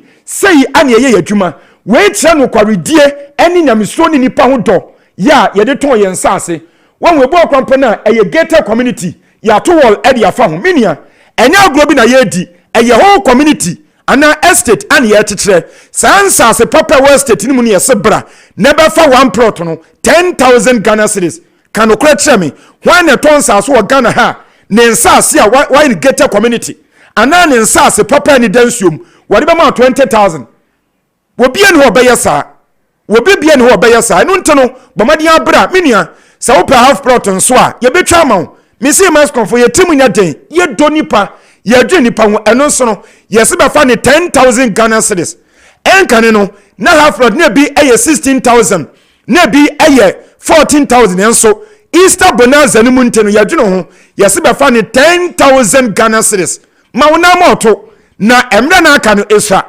emre no kwa na ekɔ bɔmɔden abra na nso bɛgye bi efiri asase de ɛyɛ japade ka ɛboa nipa nanso ɛnkyɛ na asai asase de wonte bi da sɛ yɛsɛ asase wa asɔre no na ma wakɔpem ama amoamoa ana asai te sɛ ka asase yɛ japade kɛse a sɛ wotumi tɔ adigya nkyim a wɔn wura mfiw da bi ada wotɔ na wusiw da wɔ so a wɔn wura mfiw da bi ada fi sɛ wɔn mom ba bi ada wotɔ na woyɛ japade kɛse wɔ so a wɔn wura mfiw da fi sɛ wɔgya wɔn japade a ɛsombo minia bɔmɔden abra na bɛtɔ bi yɛn sase nso no adeɛ ma no yɛ da na ɛfɛ ne sɛ egu kwan ho yɛn sase no ɛwɔ kwan ho enti obi a wɔpɛ commercial plot sɛ wɔpɛ ne dudu ɔma na ne kakra bi de abie company akɛseɛ ne nyinaa no bra Imascon Estate Ghana Limited yɛ hɔnom na wɔn nsa bɛka bi yɛ numbers no anie ɛyɛ 0553 840 646 0553 840 646 and 0553 838 730 0553 838 730 and 0209 155 437 0209 155 437 numbers me saying ana Imascon Estate Ghana Limited yɛdidi adwuma yɛn sase no abusua ɛwɔ Tripoli American no ɛwɔ Greater Accra region yɛ mu any voter region ɛwɔ Tama any Dowenya kwan no so minia wotra Tama kakra bi kɔ nim kakra bi akyɛ sɛ Dowenya ɛna ɛwɔ nyame adom ɛna maka atwɛ sɛ kwan yɛyɛ enti ɛnkyɛ biada na ɔma wie ɛkwan ni dampron enti mo bi nka ntwɛ sɛ kwan wa ɛna wosi ma wo bɛkyɛ ɛnya no korɛ ɛna nsase no so eni afuo mu tuoni forest mu ɛwɔ fie perfect sɛ 33 years emu ne ewe ya ton nsase de ma amanfo ɛwɔ hɔ no mu amanfo tete hɔ no mu dada ensuo ne nkane nso ade bedi dwuma no ne nyina bi ɛwɔ hɔ enti me nuama wo yam hyehyew ensuo da brabeto asase ne na enche bia da woni bete na wa bie ɛte sɛ ba bia ye wei wɔ Kessben ha sɛ wɔ circle ha abusia mame mfa wei enkyerɛw wei ɛyɛ yellow card ya to ndin sɛ Imascon loyalty card Imascon loyalty card de ɛte no sɛ apart from say yati assassin so amana ba from ebo no ya wodi 20,000 befa one plot 10,000 eba befa half plot a ebo no wo from che obi ade no yes ye pese sa che wade bio ene say ye the card we ema wa building materials ye di sit down no ye di shas ye di kowie say ye cement say ye blocks say ye iron rods ana anua na wo pa bia ka ho bibi bia da ye di sit down no ye oni nyina bi ho no ma ye ton abofuom nanso yɛse sa adwene ho ɛno nti bra na bɛtɔ free yɛ hɔ wotɔ free yɛ hɔ a ɛne yɛbɛsa ateboɔ no so 10% ɛde aka ho wompɛ wei ma mensi so bio na ka yɛ amatuam ana wopɛ anaa na ansa ne yɛbɛgye wo sika no mpo na yɛakɔ akɔte asase no deɛ ma wo no yɛbɛdi kan de wɔkɔ asase no so na wɔakɔ akɔhwɛ de wɔadanseɛ sɛ deɛ ɔdi asɛmpa ba Kessben TV Sna FM so a wɔte wɔ a wɔka nsaa pɛpɛpɛ ɛna ɛte sɛ nsase ne da so te sɛ park so hɔnom te sɛ desert so ensuo ntata hɔ engu amena mu engu bi pɔ so ɛyɛ saa na ɛte anaa ne wɔhwɛ awie ne yɛbisa sɛ hene fa na wopɛ wɔakyɛ baabi apɛ wokyerɛ wie a yɛbɛfia no ade sika no ba ansa ne yɛde akɔ asase no so ne akɔ akɔte deɛ mahwɛ deɛ yɛyɛ nyinaa no yɛpɛ sɛ yɛtrɛ sɛ yɛne yɛmfa biribi nsie yɛne adwuma wura ana sɛ kɔba se yɛkɔ asase no so wɔne di anim ɛkɔ kyerɛ wɔ asase no wɔkɔ akɔte ma wɔn de di anim ɛba nkatasɛm so ɔyɛ ma ɔno nso na di anim wɔn fa no ntetɛ ɛne ma yɛ ne yɛ danso ɛwɔ yɛn nsase a yɛtɔn ɛwɔ Ghana ha no yɛn numbers ni bi onie ɛyɛ 0553 840 646 0553 840 646 and now 0553 838 730 0553 838 730 and 0209 155 437 0209 155 437. Your office no your Sprinters Road Community 18 Junction, Sprinters Road Community 18 Junction ewan Kramantamimu ebusa yani Allied filling station okwanso na di nhwani mu yesa ben KFC baby omoton aduane no enu tisha no so na bra nani e metena se ebusa we nyankata asem tintin bia o de hia ne se waba unya banko ade a me come show won se no bedi nkom no watime nyansase ne bi mini aye ko me ka se de opeso busa biada de opeso hu yansase ne ho no me di no ba ni twa to de amount frena ne yeni san komo no ne aye crowd se pese wo ho to ewo ede a wo han ya wo bra ne nsase akoto aye kum ye pese yi sa ho ne firi wo so ne abu aban so ewo dance firi se ensuo to ne ye se aban bebo aye ne ye de ben ensempi ye no besini nie eye 0553 840 646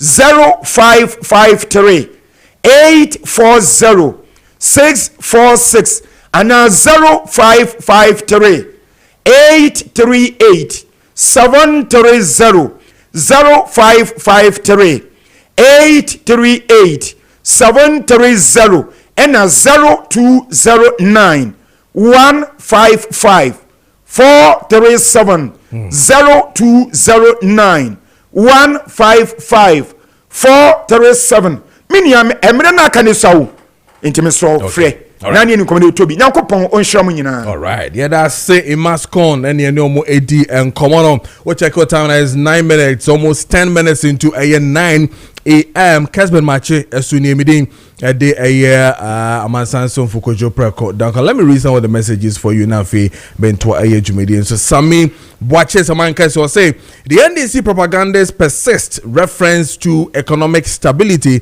raises questions about the understanding of the daily struggles of ordinary Ghanaians. Have they been visiting market lately? In their concept of economic stability reflective of the reality on the ground, the proposed value for money offers intended to tackle inflated government contracts appears to be another means of creating employment opportunities for party faithfuls. It is not concerning that their flagship policy has been stagnant. If they are serious about addressing the nation's challenges, they should focus on resolving some of the issues affecting cocoa farmers and paid teachers and nurses, and then traders facing low patronage and high electricity bills, and on and on and on, is coming from Sami Bwache Samankese, and they need a buyer. Now, Meshach Asante from Amasaman says that a government decision to create value for money office is in the right direction. This government has done so well when it comes to corruption-related matters. For more than a year in office, not even a single scandal has been recorded under this current NDC government, unlike what we witnessed under the previous MPP government. The more MPP remain in opposition, the more corruption also remains in opposition. So please, let us continue to keep MPP in opposition for a better Ghana. Meshach Asante, if you amasamai and not the way a buy. Now, Golden Boy Anas Mamponting says, good morning. Happy birthday to Chairman Kufulu of Kwabri East constituency. And he says that the National Propaganda Party, MPP, they are still committed and desperate, especially their MPs. They are still moving farm to farm, village to village to convince the cocoa farmers and diverting their mind from the good works of the NDC government led by John Dramani Mahama. You see the hypocrite of the MPP MPs. They are very dangerous, so they should stop. They should stop there to be to be and let the NDC government move Ghana forward. On also there or the Eba, and then Massa Wood, very long time friend in Bantama, says Ghanaians are crying because there's hardship in the country. We choose reset, and resetting is in progress now. Ghanaians voted MPP out because they said the MPP was not performing. So if performing government has come, we did nothing but the best. Discerning viewers are everywhere in the country. Hashtag Baumia Twasu 2028. Regards to Honorable Sampine, National First Vice Chairman. Hopeful we efi eye Massa Wood ho and ode eba. Now teacher constitution is also in for your Mwasi. He says if the NDC remains in power beyond 2028, I fear some parents may abandon or neglect their responsibilities. Ghana is heading in the wrong direction, and I urge all citizens to rise and save the country in 2028. The NDC and JDM have deceived Ghanaians, and we must respond with our votes in 2028. My regards to Dr. Baumia, Nana B, and then JFK. And or the Ebaye. Now I've seen comments appeal to who says that comments says that JDM and the NEC are nothing to good to offer Ghana 2028. Let's vote them out. Kudos to Haja Safia Mohammed, next MPP National Women Organizer and Blue Army Commander Honorable Moses Abo, next MPP Greater Accra Regional Organizer also there or the Ebaye and no. Now let me say 13 74 address from Kwefi diagnostic herbal industry for Waba na 1374 address from Kwa eboa yenma ye wo mojamu yare nyina no eboa ye pa eno ntine yenma ye wo high blood pressure ye wo high blood sugar ye wo chronic wounds hepatitis B and C, HIV, kidney infections and liver infections, ulcer, prostate enlargement, bad breath and menstrual pain, chronic cough, asthma and chest pains, arthritis and yenma yensani ni na honhone dia me pachowa yenkope 1374 T74 na yembubu bi ne ento bi ne nom na bebo aye pa edrono efie diagnostic herbal industry for ho na omo ede abreye ofre omo na fe no onomo di nkomo na afo ahwe bia so benye bia 0246 073498 0246 073498 and after say 050162893 050162893 now when a diagnostic herbal industry for AD and common gentlemen at the Ziga stick ebebre and check abransa na no yene Namala State and Construction Limited for Indian Komo na Babaka Ziga stick brought to you by Dental Clinic. I friend with gentlemen omo at the Ziga stick ebebre CCR. That's it. All right. I mean, can't work as a painful baby said, try to know she had in a match. Who's that? It's to know me, yeah, a bit years. In fact, the management of Namal Estate, I think, say about over 3 to 4 months near. Before then, my set be Brafa, Kojo Preko Dankwah, and so everyone there call board meeting, no much that said, and why you know, you for one site back on Fanto.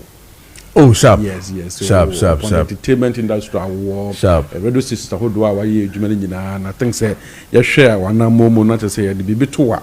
Now there be no problem here. That be. I said you paying for some person you to know better. And okay. And in Tia Quadrants I say Amasaman boom. Okay. Almost 100 acres. Wow. I hear who document in the call lands so I approve their mind say Yamaho Devil and to buy land title, everything concerned the land in is solid.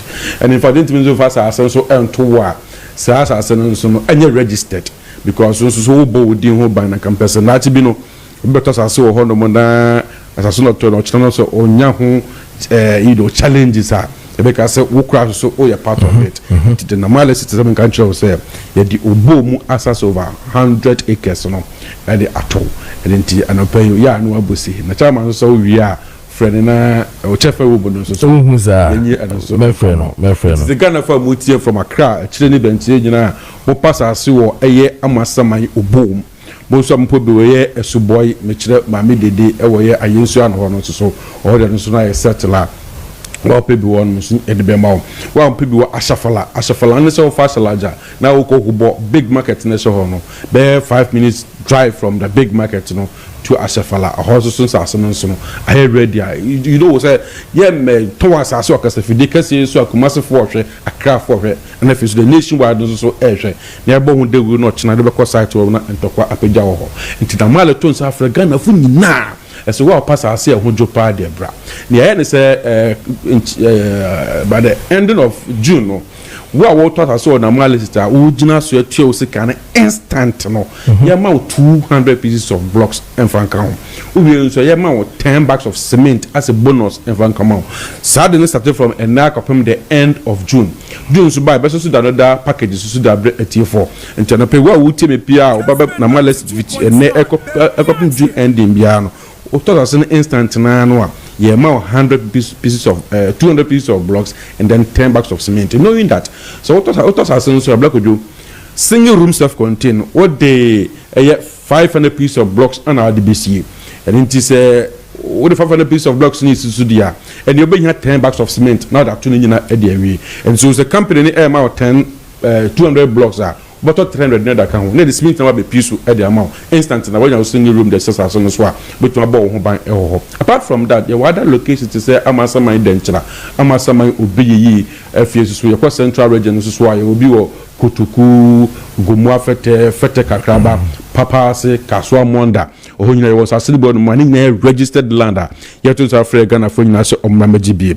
Again, company say can for you say the moment now we get deposit of even 1,000 cedis grand you 1 year payment plan so the moment now we get deposit of 1,000 Ghana cedis opportunity and a chance and say what day or blocks and any baby was some from side to be hard to go assassin so for that matter would meet half of the amount now Joe for assassin as well half no three year Mr. 2 project a year a juma until no pay Ghana for multi no you catch Ghana for say just air litigation free unya problem bia telephone numbers abefre eye adwumakuni ni 0598 65 3999 0598 65 3999 and I said 0205 051 525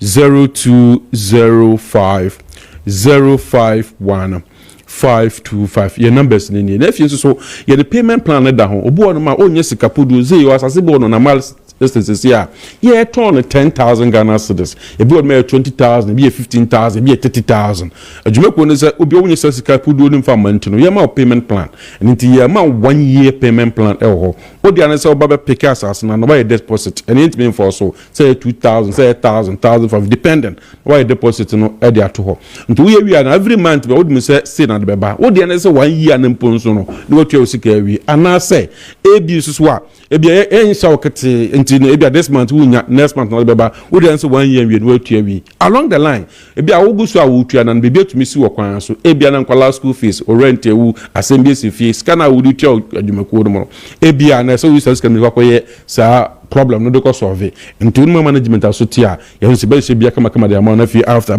bia 12 months no ya extend days think akra na some months akra e dey go e dey amount into ya to Africa na fo nyina say ampa wan so yensu aso yensa ampa ana fi so so wonim besen wonim fairness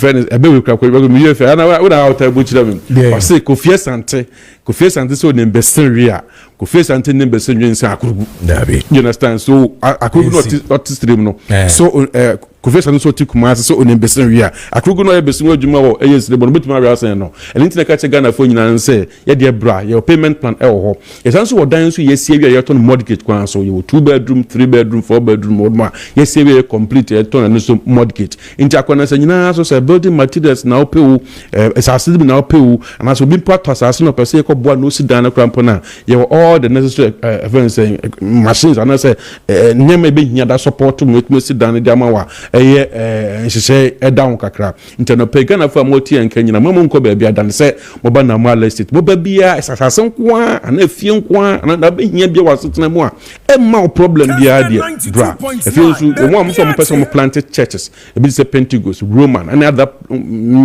church leaders na on ba so mo sisi aso da wo site ni nyina no nso no management so mo form document mla na em process bibia form bo san say ontimi asase na ho new site nti say sisi nso wo no mo a benya be nso ye bai benya bi akwa so nti ye tonsa fo bibia organ asase nko ade a is number we and now befre 0598 65 3999 0598 65 3999 and I said 0205 051 525 0205 051 525 if you know you say be fire service Kessben and I say kuku bi am person bo mo ba with their numbers no so mobile benya so do bi abope bia they you host the money mo so meet development or mo that's mo half of the money na ye the set of assassin na ye ma mo na wie no yi ma mo wie na fie mo assassin dan no na mo tua scanso monthly e de good amal account nti ye bi find them obi bia nkata some so nyina e credible in dental or sales plan and a barcode edumako na GF Land Commission yeah the amount and I pay you me office no amasama obey you for us amasama obey you for us all right yeah that was super. Okay, so 22 minutes into 9 a.m. I am gonna feel fancy guest take and brought to you by Gentleman Dental Clinic Limited. Now, Gentleman Dental Clinic Limited, Ejumekua, almost share your yepa, a CDA. Ese fata once na zika betenasia obebe na no fefe ne se once ne se fe enti ekokama enti no onsuro na wodie asede bia no ayekumo no aye yesre kana do teach from dabi Gentleman Dental Clinic Limited se men kancha se ne ntem na bra na omo enhwe wose no emma de aye bia Gentleman ewo enhu eye akwanyo mutumi asiesie amao enti no yere ntem na afi no oni omo enkudi ensawo so when it comes to root canal treatment and office scaling and polishing and extraction teeth whitening in idea braces and office teeth replacement and teeth jewelry padia restoration dia now when a Gentleman Dental Clinic and the and some was swap now omo and the guest taken on Gentleman Dental Clinic Limited. Kessben 92.9 the Maakye. Okay, many gentlemen for being combatant son and okay. The more by the Gentleman Dental Clinic. Gentleman Dental Clinic, simple juma. Oma you be effort tooth replacement say osie tu na wose de boko for e de sha homa. Nya hwen sunsu anso a say osi tu no wan chef for a bitini e de abrel. De di kan enipa esen e enipa ni monyam. Ukọ nipa mu na wo kasa de ye hwe e ye osen. De ebo ama wotini bidi e ye osen. O kasa de ebo ama words bi o ha wotini pronounce ye so e ye osen. E di juma dia ho do bebre. Ndi say esen e tu a ehu behia say obeba ne ahye fofo enso e ho e de ama. Nso obi o ha na se no na ba kusie ni ba kusie chiri. Enya ade a ehye nkwan. Gentleman de etu ensa afetu na mo ba ne nya esen fofo emfa nhye ho so emfa ma. Afen so nipa osimo wonuma eboa ema obon no ekipi in good shape. So we see two no one replacement sa side of the bone ebetimi atum amana yi anase betimi ebuodum se na ya yeta aka no amana yi maintenance masa ha no ento to na mo ba se esena atu no ye hye foforo e wo ho mfa mo esena ba ye mu ahodo bebre ye we esena ba ko a hye wa obetimi yi wa de e wa ho no wasa hye na de ba ko wa bonten se nipa do na agiri se de wo sha obetimi yi ntimi fa didi enye sa na tie ye ma wa obetimi de didi obetimi de akasa obetimi adwumadia wo bia wo didi bia no ye mu ahodo mienu ye wo flexible one a ye ta fa ne ba plus no and also ye wo acrylic and also ye wo de hye wa untini emfa won san ka bi na se untu bi and also e fixed prosthesis and also to na mo ba Gentleman Dental Clinic ye be ye eso de amount ye mu ahodo mienu ye wo PFM and say porcelain fused to metal and our fancy or back on so a FN implant and maintenance fee to an amount by Gentleman say we see to inquire the Gentleman Dental Clinic the double near restore or smile on back to stay the night so her Gentleman Dental Clinic cheap when ya can cry Ghana half an Gentleman Dental Clinic or here or Accra Gentleman Dental Clinic 2 branches or Accra The first one was Nungwa, right after Nungwa Senior High School, Udu and check Cantamantono. In 7 so pay, Gentleman Dental Clinic branch or any NBC office, no, and I say Italian pub, any day in share Nungwa. I feel so atomic down, but make a benyawan about Udu and check Taifano. In 7 so pay, Gentleman Dental Clinic branch, so ye be a Juma deal. I feel so Santa Monica Kumase, or here at the Port Junction, Total Filling Station, a chiwo pay, Udu any HG. On Sunday first pay, ye nay methodist school never at the Port Junction, and it be a mushe. I face Kumasa while here at Tonsu High School Junction, traffic light Masawape, Gentleman Dental Clinic Bank, Bagoso, or ye be a Jumadi or Kofu, also had Gentleman Dental Clinic, it was Central Police Station, and Chimuape, and the Central Market, and any be a mushe. I be a Jumadi, one sign was Central Police Station in China. Takra then so, oh, had Gentleman Dental Clinic branch now, pipe and no traffic lights. Tadisco Junction, where and can be a GM Bank or no. Sabons and corner moon a Gentleman Dental Clinic, yawa, ye be a Jumadi. After also Gentleman Dental Clinic, Eco Bank, Story Building, Storyboard and Eco Bank, Ewasiano, a slow pay now, her gentleman that, Udohi, Ewa Flower. I feel when we could chim, teaching man on Swab, Bonomantin, Gentleman Dental Clinic, my Z Road, and come hotel, a Chiwa pay, any AY Ahmed. Be a mushe teachima. I face a same mountain so yawo Tamale, Gentleman Dental Clinic branch and Tamale Tishibu.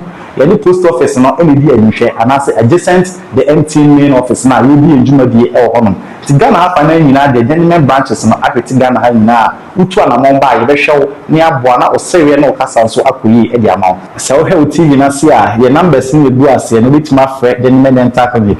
I was half much for you so 054 990 6588. Doctor Ebejo so the inquiries will make Ebejo so near Bow now so no Castle so Akui the amount. Gentlemen, it's time for you to smile again.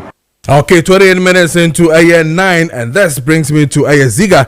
On fire, Ziga taking in Brenna for you into Ayajman Ziga matching Biaboko there. Yeah, Biaboko boss. Nice. A radio don't crack Gusua. Yeah, the radiasi. Emra, before I remember my Simpson, Emra, we did this 42,000, 42,000, yes. So digest. Yes, I was monitoring. We had a lot of speakers. In fact, what they said is in line with what Mr. Ade Ekana has said.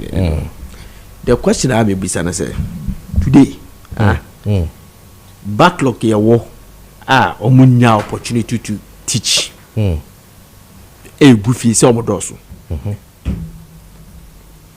So omodoso.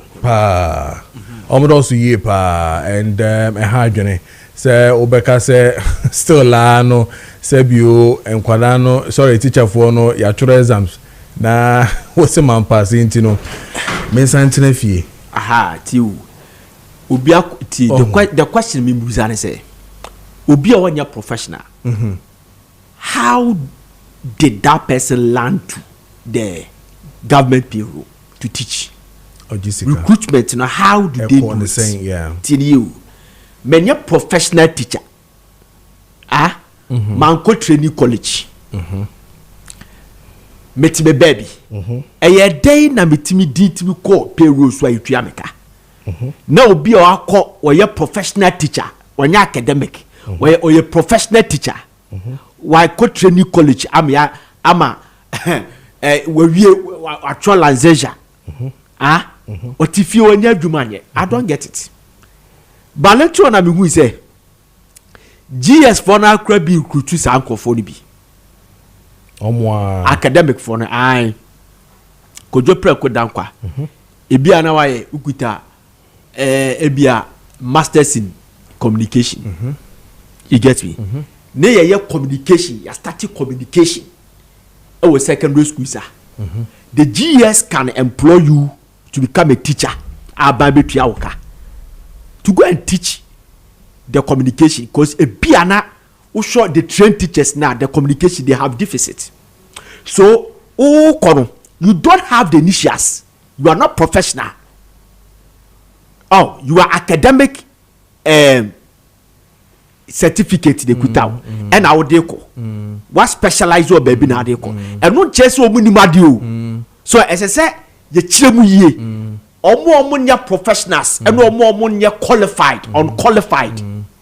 A2 the onye professional no che say wono no e wanya professional teacher woni initials no eti courses na mo organize o mo no they omo organize to teach them how to teach akora de betia say so de bichi na me na me won wa say ade ye sisie ni say obi betro lanzesha na wan pass tin you ye dia block no wan pass no obi o an ko training college da on try you can not say the pananya ho kwan na no chade that's by the way but you see yesterday we had Ras Mubarak my boss na ye need din komo no in fact I enjoyed that interview because maybe boss the minimum always if you are with me you are deep things and no in san komo no do the this xenophobic attack media Matisen Kofo can radio ni TV so say anka beya country bia start retaliate if you do retaliate ne say ebeba South Africa for na down so and aka so retaliate it is not a matter of South African business bia winim na close but they are also beating other nationals in South Africa so definitely so okasa or retaliate fully you touch a South African here you understand and if you do that you create problem for other nationals especially your country people it is a no both South Africa ni bi o hasia e bia na Ghanaians almost South Africa no about those South Africans here because I'm told say there are just about 5,000 South Africans that we have in this country Ethiopia e beka Ghana for mo it's about 100,000 thousands. So you create a problem for them. You see, Oko European Union, Meridia who say or maybe within the European Union, a create a problem. And the European Union per se or punishes Uncle Fona. You knew we didn't free the European Union. European Commission. That's all we do on loss now. The European Commission means your friend is a European Parliament. Woman yes I them mum on by restricted so the bichi they will start restricting you et wow to wanna ade na feel do no makoyento we you say no problems now I feel well you come back to your senses then you start reasoning and put everything into its position that's fine but this Africa you see the reason why some for they get audacity to do it today if European and the African Union focus on per se on restricted South Africa, what would they lose? Me, that is what I watched. Because ya can kaya video we say ne African Union for sorry no catch we say ya restricted South Africa. Ebo bia mfa no man ko ho, emo bia no mu ni dwa. Then would you lose anything? I'm telling you. They are the largest economy in the world, in Africa. 2026 our GDP ICD is 400 a little over 480 billion dollars. They wouldn't lose anything. Most of their things they go to Europe. So they be say, "Eti wo bu baby say, te say de mama yika no, Victoria Africa Queen V Ekano or catch a Ghanaian be say, go to your country, go and help build your country. As someone, forget about integration. Free border, forget about it. Yeah, we should think about it and build our nations. Build a nation to a certain level that you can call the bluff of Africa Union in ECOWAS. Nigeria is the third richest nation in Africa as a fourth. Buhari close border to ECOWAS countries. If you read the ECOWAS protocol now, ECOWAS law now, and my free movement, free trade, by 2019, before the COVID, Buhari closed doors. Some person obiade rice ebaba be rem. Me person obiade bibia be rem. Me was ECOWAS parliament Nigeria ne wo. Almost so about the sanction was say it doesn't bother me at all because you wouldn't lose anything. They wouldn't lose anything. Morocco left AU. Until recently they came back to AU. They did not lose anything. And Morocco is a third richest nation, as a fourth richest nation in the world, in Africa. They wouldn't lose anything. Masa, let us build our countries. Me, South Africa, do you know what a bet me omopa? The only thing that you bet me I bet me South Africa for is to only to say yes, deny no be able to draw an ambassador and free. The High Commissioner and free. That is why too. The AU used to collaborate with CAF to suspend South Africa from to take part in any CAF sporting activity, football. Because if you don't like me, why do I have to play football with you? Because football stands for peace, unite. Okay, FIFA for the reason why I do football by to unite countries. So if you don't like me, why do I have to play football with you? The only thing, because they are football animals, they are football country. They weren't, but Oma want themselves to become a football country. So today, Sir Kaiser Chiefs winning league, Orlando Pirates winning league. Next today, Omutimbo CAF Champions League. If South Africa Bafana, any Bayana, 8 will take part or CAF competition, they'll start reasoning. Then by extension, if CAF can do something with FIFA, to restrict them, not engage any Libya, they will set up. Me say apart from that, be one maybe to be South Africa for. But I'm telling you. Yes, African athletics now more bio. Look at this. Look at this. You don't like me. The guy said Victoria Africa, Queen Vino, was say we don't want any other nationalities in our country. Me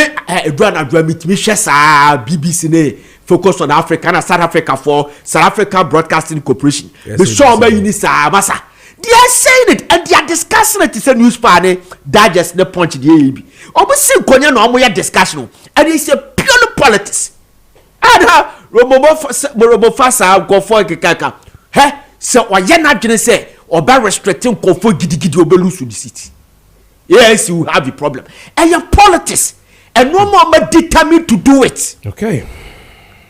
Let us build our countries. Okay. Let us build our countries. How many? Mamusa question me. How many Arabian countries? Arabs and also to quite the other countries, especially the Maghrebians, the northern part of the country.